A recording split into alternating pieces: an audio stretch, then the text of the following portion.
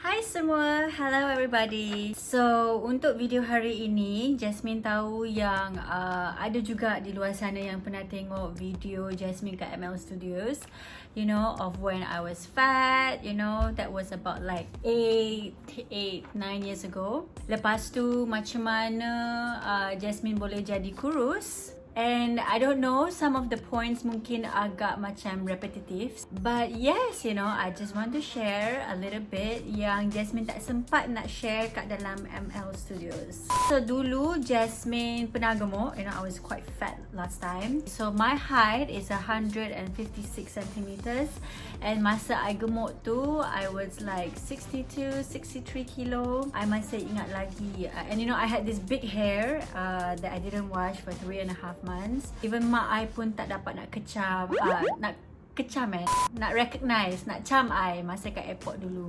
So I'm going to share a little bit macam mana I kurangkan I punya berat badan, and then how to make sure that it is sustainable. And to those of you who macam rasa yang, oh betul ke Jasmine kurangkan berat badan, you know, in the natural way, ke dia ada buat sesuatu? Well, I can rest assured with you guys that I tak pernah pergi, you know, any forms of like surgery or whatever.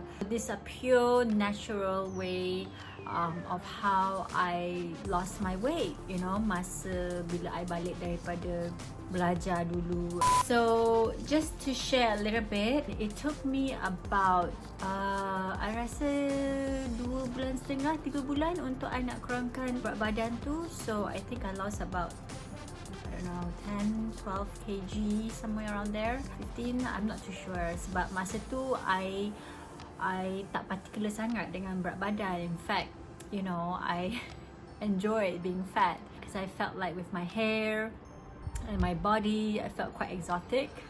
So yeah. Tips nombor 1 is, okay, I tahu semua orang benci ni, which is even I hate it. Like the whole MCO period, I declared it exercise free. But you know, I think different people are born with different bodies with different genetics. One of the tips is you guys try and run and exercise. I know this is so cliche punya tips, like what, you know, I thought like there's an ubat ke apa ke kan, but there is no magical rule. I kenal satu kawan yang dia agak gemuk juga, I mean, you know, quite big. He has started exercising, and I dapat nampak dia punya badan dah sikit, quite good. The tips untuk nak exercise is actually, for me, I run. So try, like sekarang ni I tak berlari, tapi sekarang ni I rasa dah boleh berlari kat luar rumah kan. You try and run like maybe 2 kali, 3 kali seminggu. Mungkin try lari 20 to 30 minutes first for the first 2-3 weeks, and then bukan berjalan ya, kena berlari ya. Berlari, rest a bit, then you berlari balik. Kalau you jalan, I just feel that it's not fully functional lah. So the best is, you know, you ada goal, okay, like kalau korang ada macam tracker, macam jam yang boleh track you punya distance.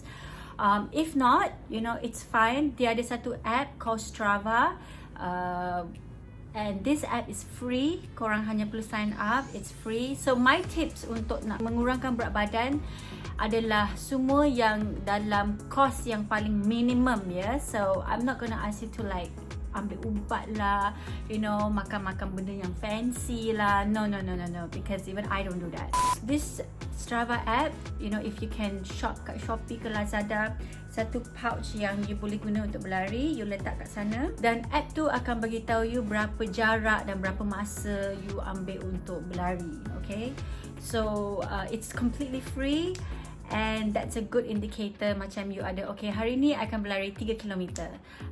Esok, okay, 2 hari lepas, kemudian I akan berlari 4 km ataupun 5 km. Itu dia Cik Jasmine kita sedang berlari. Hari ni dia kata dia nak buat 20 km. Sungguh-sungguh Cik Jasmine kita ni nak buat persediaan untuk maraton di Jepun nanti. The most important thing is benda ni you kena sustain. Kalau you tak sustain, tak ada gunanya. Sebab I rasa bagi ramai orang, and bagi Jasmine juga, it takes time to see the difference, you know, of like you punya weight loss. Dia bukan macam seminggu, 2 minggu, 3 minggu you nampak dia punya difference. I think it takes like a few months, and unfortunately that's it, you know. There is no magical way to lose weight. With 1 pound to go, come on! We're working, we're moving, we're in the zone, we're grooving. After you've lost some weight, you can do some strength training exercise. You know, one good tip is masa you tengok TV tu, you boleh macam buat macam ni kan, dengan dumbbell ke, dengan botol air mineral water ke kan. You can check it out on YouTube. Running is good. Running is actually very good because you burn more calories. For no particular reason, I decided to go for a little run. Tips kedua yang I pun dah pernah share kat ML Studios adalah Jasmine memang seorang yang tak berapa makan fast food. Sebab I rasa dia macam tekstur dia sangat kering. I rasa dia bagi I sore throat. Maybe I'm blessed in that way, you know, this sore throat, this sensitive throat I membuatkan I tak makan makanan goreng. I tahu ramai yang suka makan makanan goreng, and it's okay to eat it. Tapi kalau boleh kita jangan makan makanan petang, jangan minum benda-benda teh tarik, you know, yang sangat yang banyak gula. I tak makan petang sebab I tak berapa suka makan kari pap. Tapi I suka makan pisang, goreng pisang ke pisang goreng pisang dengan cempedak. So luckily cempedak is very rare. It's not that you forever tak boleh makan, but I think maybe, you know, for example, 1 minggu tu you allocate 2 hari di mana you boleh declare dia as cheat day. So which means that day, you know what, kalau you nak makan char kway teow, mi goreng, go ahead, you know, eat those on your cheat days. But kalau korang suka macam makan keropok, makan coklat, well, you know, the best way is to make this long term is adalah on your cheat days you can eat those, but try not eat too much. Or for example, macam orang nak merokok kan, orang yang nak kurangkan tabiat merokok adalah, okay, you know what, instead of taking 1 kotak a day ke 10 batang a day, I'm gonna cut it to like 5 or 3 batang. You do that with chocolates, you know, ataupun keropok ke, sebab I suka makan super ring, tapi macam I tak benarkan I beli banyak super ring. So I beli macam 1 pack yang akan last Jasmine for like 2 weeks. You know, maybe after a meal like dinner, you boleh eat 2 bites of chocolate and that's it, okay, and then leave it for tomorrow, and then, you know, just suffer through the day tomorrow, and then wait till dinner to eat, and then, you know, on the weekend you just eat whatever you want. Because I think the most important thing is kita jangan cut benda yang kita sangat sayang, sebab I rasa itu bukan suatu tabiat yang boleh dikekalkan untuk jangka masa panjang. So what we do is kita ada balance. We have cheat days, or we just minimize the quantity. So third tips is, I know ramai yang tak suka ni, but you guys, this is very important. Banyak makan sayur. Katakanlah kita puasa kan, so okay, masa kita buka puasa, alamak, kita macam the very lapar. And then so, you know, untuk membuatkan kita rasa full, you know, kenyang, kita makan lebih banyak sayur or whatever. The reason is why kita kena makan banyak sayur, banyak buah-buahan. It's so cliche, and I know a lot of people don't like this. If you boleh tolerate makan sayur, try and do it, sebab fiber gets to clean out all the stuff in your body, you know, cucikan sistem you know, it's very important, I feel, fiber. If you don't like eating vegetables, so, you know, you try and buy vegetables that you suka, and then mungkin you buatkan dia pedas ke, tapi jangan tak banyak minyak, so that you akan makan. Kalau tak, you know, mungkin minum jus, you know, try and make that juice easy to drink. Instead of sugar, letak madu, and I know madu is mahal sikit, or, you know, just macam ni, just minum macam tu. So unfortunately, I think vegetables and fruits does help. So yeah. And a very good tips, and I rasa ini adalah antara sebab utama Jasmine boleh hilang berat badan dengan cepat, dan boleh kekalkan adalah eat more slowly, makan lebih perlahan. Macam Jasmine, I'm a slow eater dari kecil sampai sekarang. I have been quite a slow eater. Macam, you know, you eat a bit. So I rasa it gets your tummy used to digesting them.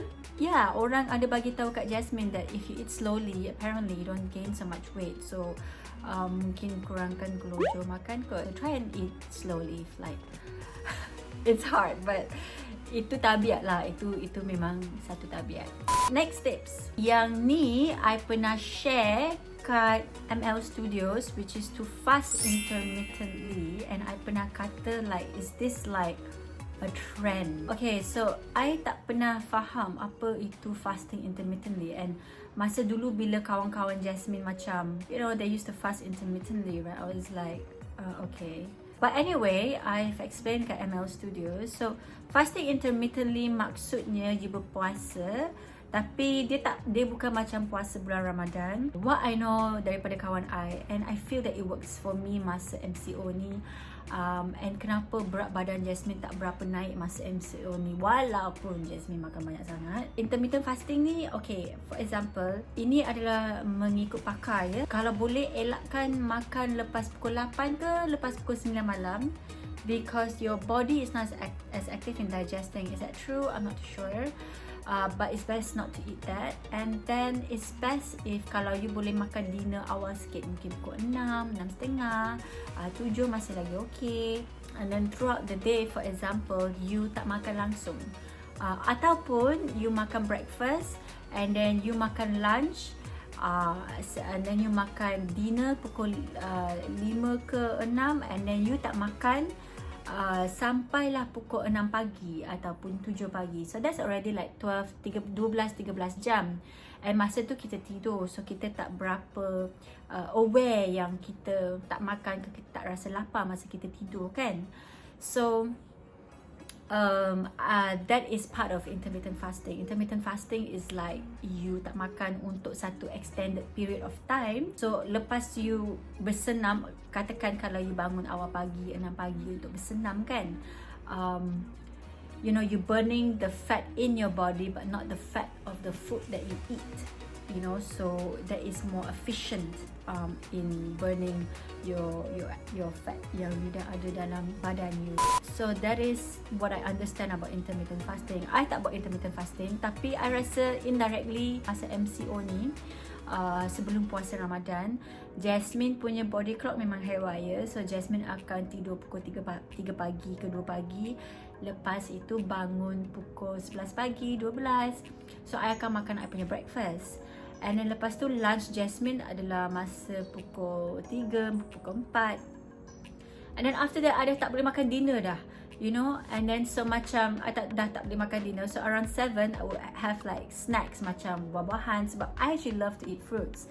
And I love yogurt. And I akan tak rasa macam nak makan lagi lepas tu. And then I tidur pukul 3, I bangun pukul 11.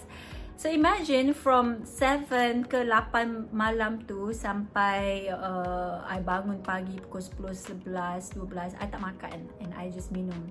Sebab you tidur kan? Yeah, so I think that's how I managed to keep my weight walaupun I makan banyak nasi. And if you guys can try and tidur mencukupi 8 jam, 9 jam, get a power naps, because I think that's very good, healthy untuk badan you, nak proses badan. So yeah, so this is my tips. First is running, you know, make sure it's consistent. Run sikit-sikit pun is okay. Tips number 2, kurangkan makan fast food, makan petang dengan benda-benda yang manis ataupun mengandungi kandungan gula yang tinggi. But have cheat days where you can just eat whatever you want to eat, but don't go overboard. No, tips nombor 3 adalah kalau korang boleh makan lebih banyak sayur, and they're cheap, you know, and buah-buahan macam pisang, betik. I eat those. What else I eat? Apples. Yes. Tips nombor 4 adalah makan lebih perlahan, jangan gelojoh makan. And then 5th tips is intermittent fasting. Maksudnya you try makan dinner awal sikit, lepas tu you jangan makan. Dinner awal sikit, lepas tu you just minum air, and then you pergi tidur, and then you bangun awal, and then you know that's already 12 hours. So that's like part of intermittent fasting. And jangan minum air yang bergula ya, atau gassy drinks while you're fasting. 6 tips is lebih banyak tidur. Tidur mencukupi supaya badan you lebih sihat and less stress. So my previous fat body and to getting the ideal weight is this. But you know, there are banyak tips yang semua orang share kat YouTube, semua orang share kat Google, ke internet. You know, just pick whatever yang you rasa you boleh commit untuk jangka masa yang panjang. Jangka masa yang panjang ni bukan maksudnya 3 bulan tau. Dia kena jadi lifestyle you. So dia kena macam, that is your new normal. Okay, so you know, be realistic. Kita akan menjalani ke depan dengan the new normal atau kebiasaan baru, new normal. All the best. And after this, Jasmine pun nak share my exercising stuff that I'm doing sebab perut Jasmine dah boroi sekarang. And I have flabby arms, so I'm going to share some exercising stuff that I do on my Instagram. Yeah, and all this kaedah adalah kaedah yang korang boleh buat in the most minimal cost. So, good luck.